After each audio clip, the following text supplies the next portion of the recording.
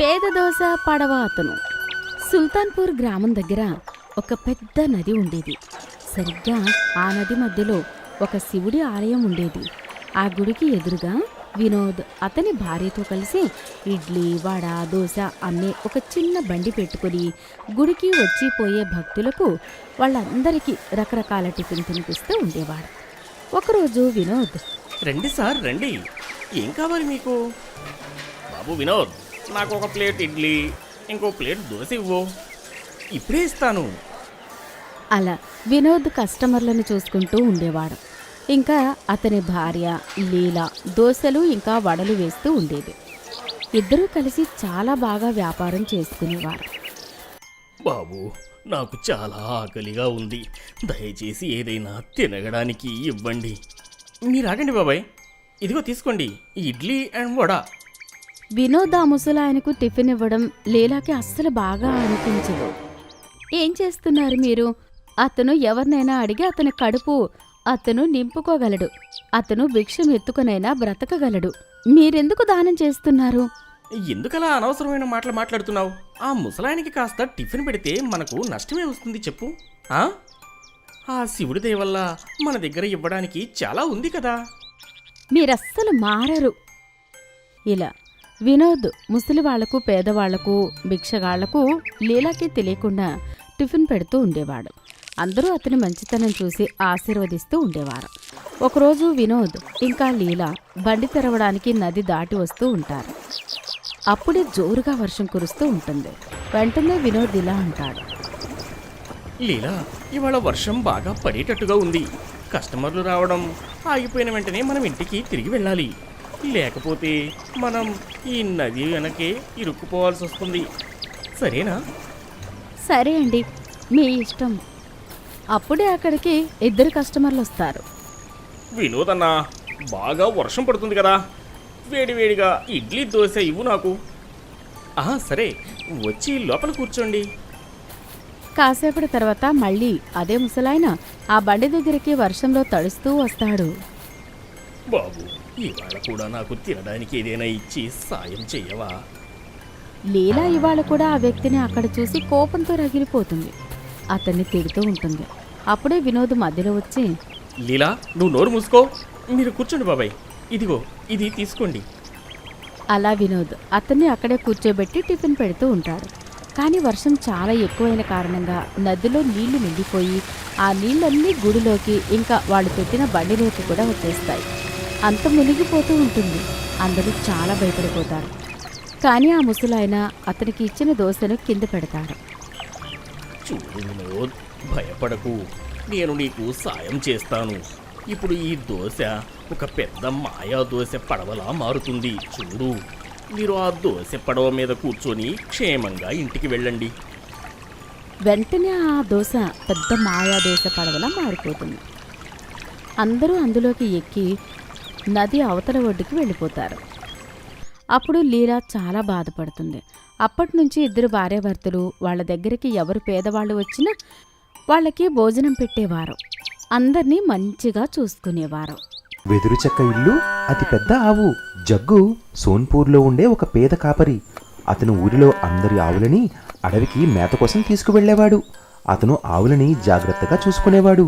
వాటిని బాగా ప్రేమించేవాడు. అతని పనులను చూసి అందరూ కూడా అతనిని హేళన చేసేవారు.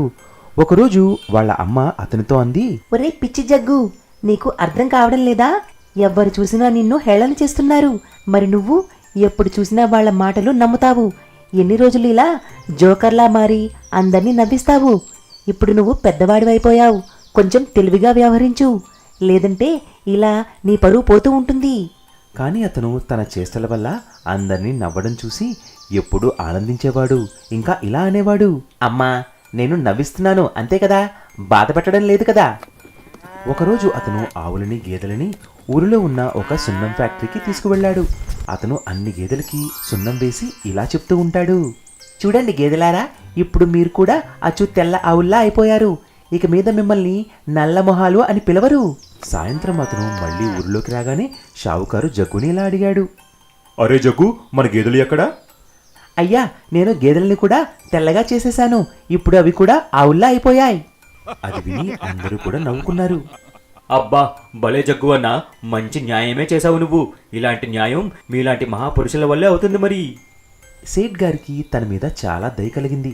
అతను జగ్గుకి ఒక ఆవు ఇస్తూ ఇలా అన్నాడు, జగ్గు, ఇది నీ ఆవు. దీనితో నువ్వు ఏమి కావాలన్నా చేసుకోవచ్చు.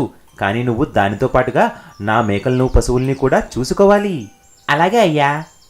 మరుసటి రోజు అతను అడవిలో మేతకు వెళ్ళగా అతని ఆవుని చెట్టుపైకి ఎక్కించడానికి చూశాడు.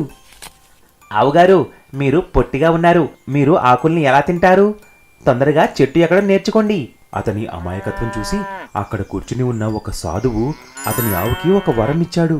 అతని ఆవు రోజు రోజుకి పెద్దది అయిపోతూ ఉంటుంది. అది అలా నించుని పెద్ద చెట్టు నుంచి ఆకుల్ని తినవచ్చు. జగ్గు తన ఆవుని తీసుకుని ఇంటికి వచ్చేశాడు. ఒకరోజు ఆవు ఎంత పెద్దదైపోయిందంటే దానివల్ల ఆ గోశాల కూలిపోయింది. జగ్గుకి అర్థం కాలేదు ఏమి చేయాలో. అప్పుడే అతనికి ఒక ఐడియా వచ్చింది. అతను తన ఆవు కోసం వెదురుతో ఒక గోశాల చేశాడు. దానిని రోజు ఆవు ఎత్తు ప్రకారం ఎత్తు పెంచుకోవచ్చు. అలా జగ్గు యొక్క పెద్ద ఆవు తన వెదురు గోశాలలో ఆనందంగా ఉండేది. కొన్ని నెలల తర్వాత అది చాలా పెద్దది అయిపోయాక అలా నించునే చెట్టు నుంచి ఆకుల్ని తినేది. అరే అన్నా కిరణ్, ఎక్కడికి పోతున్నావు? ఒరే ధర్మ, నేను జగ్గు యొక్క అతిపెద్ద ఆవు ఇంకా ఇల్లు చూడ్డానికి వెళ్తున్నాను. నువ్వు రావా ఏంటి? సరే సరే, అలాగే, నేను కూడా వస్తాను నీతో పాటు. అలా అందరూ జగ్గు యొక్క పెద్ద ఆవు ఇంకా వెదురు గోశాల చూడ్డానికి వెళ్ళేవారు. జంతువుల ఆసుపత్రి. తారాపూర్ అనే ఒక ఊరిలో రూపేష్ అనే ఒక కుర్రాడు ఉన్నాడు. అతను ఈ మధ్యనే జంతువుల డాక్టర్ యొక్క చదువు పూర్తి చేసుకుని ఊరు తిరిగి వచ్చాడు. అతను తన ఇంటిలోనే జంతువుల ఆసుపత్రి తెరవాలని అనుకుంటూ ఉంటాడు. ఒకరోజు రూపేష్ దగ్గరికి ఒక అతను తన గేదెని పట్టుకుని అక్కడికి వస్తాడు. అయ్యా రూపేష్ గారు, నా గేదెని కొంచెం చూడండి. అది 2 రోజుల నుంచి పాలు ఇవ్వడం లేదు. ఏమైనా మందు ఉంటే ఇవ్వండి. సరే, నేను చూస్తాను. రూపేష్ గేదె దగ్గరికి వెళ్ళి మొత్తం అంతా తనిఖీ చేసి చూస్తాడు.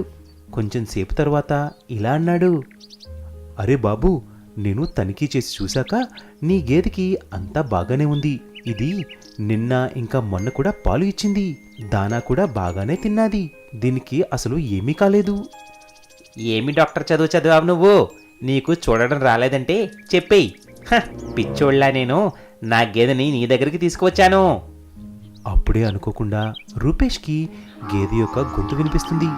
అలా దాని భాష అర్థమవుతూ ఉంటుంది. మీరు సరిగ్గానే చెప్తున్నారు డాక్టర్ గారు. నాకు అంతా బాగానే ఉంది. ఇతని భార్య ఉంది కదా, నా పాలు అన్నీ తీసేసి దొంగతనంగా నా యజమానికి చెప్పకుండా వాటిని అమ్మేస్తూ ఉంటుంది. అప్పుడు రూపేష్ అన్నాడు, అరేవో అన్నా, నేను ఇప్పుడే గేదె యొక్క మాటలు విన్నాను. దానికి అంతా బాగానే ఉంది. మొత్తం తప్పు అంతా నీ భార్యదే మరి. ఆమె మొత్తం పాలన్నీ నీకు చెప్పా పెట్టకుండా అమ్మేస్తూ ఉంది. చాప నీ సోది. పిచ్చోడిని నేను కాదు, నువ్వు. వచ్చాడు చూడండి, గేదె భాష అర్థం చేసుకునేవాడు. కానీ ఎప్పుడైతే గేదెకి తన భాష డాక్టర్కి అర్థమవుతుందని తెలిసిపోతుందో ఆ గేదె వెళ్ళి ఊరిలో ఉన్న అన్ని జంతువులకి ఈ విషయం చెప్పేస్తుంది. అప్పుడు అన్ని జంతువులు, మేకలు, కోడిపెట్టలు, ఆవులు ఇంకా కుక్కలు ఆ జంతువుల డాక్టర్ దగ్గరికి వచ్చేశాయి. ఆ జంతువులను చూసి వాటి యజమానులు కూడా అక్కడికి వచ్చారు. అప్పుడు ఒక కోడి అంది, డాక్టర్ గారు, నాకు 2 రోజుల నుంచి బాగా జ్వరంగా ఉంది. ఈ విషయం నా యజమానికి అర్థం కావడం లేదు. అవునా, ఇదిగో తీసుకో మందులు. ఇప్పుడు నీకు నయమైపోతుంది, పద. దాని తరువాత ఒక మేక వచ్చింది. ఇంకా ఆవు, కుక్క కూడా వచ్చి డాక్టర్ గారికి వాటి యొక్క ఇబ్బందులు చెప్పుకొని మందులు తీసుకుని వెళ్తాయి. అప్పుడు మొత్తం ఊరి వాళ్ళకి నమ్మకం వస్తుంది డాక్టర్ రూపేష్కి జంతువుల భాష అర్థమవుతుంది అని. అప్పుడు మొత్తం ఊరి వాళ్ళు ఇంకా సర్పంచ్ వచ్చి ఇలా అన్నారు, అరే రూపేష్ గారు, మీరు నిజంగానే అద్భుతమే చేశారు. జంతువుల భాష అర్థమవుతుంది కదా, అందుకే మీరు మొత్తం జంతువుల యొక్క ఇబ్బందులన్నీ దూరం చేయగలరు. అందుకే మేము ఒక ఉపాయం ఆలోచించాము.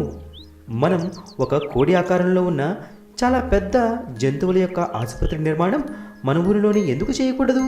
ఆ రకంగా మన ఊరు కూడా ప్రసిద్ధి చెందుతుంది. సరే సర్పంచ్ గారు, మీకు ఎలా అనిపిస్తే అలాగే చేద్దాము. అప్పుడు అందరూ కలిసి కోడి రూపంలో ఉన్న ఒక పెద్ద ఆసుపత్రి యొక్క నిర్మాణం చేస్తారు. దూర దూరాల నుంచి అందరూ వాళ్ళ జంతువుల యొక్క ఆరోగ్యం కోసం రూపేష్ దగ్గరికి వస్తూ ఉంటారు.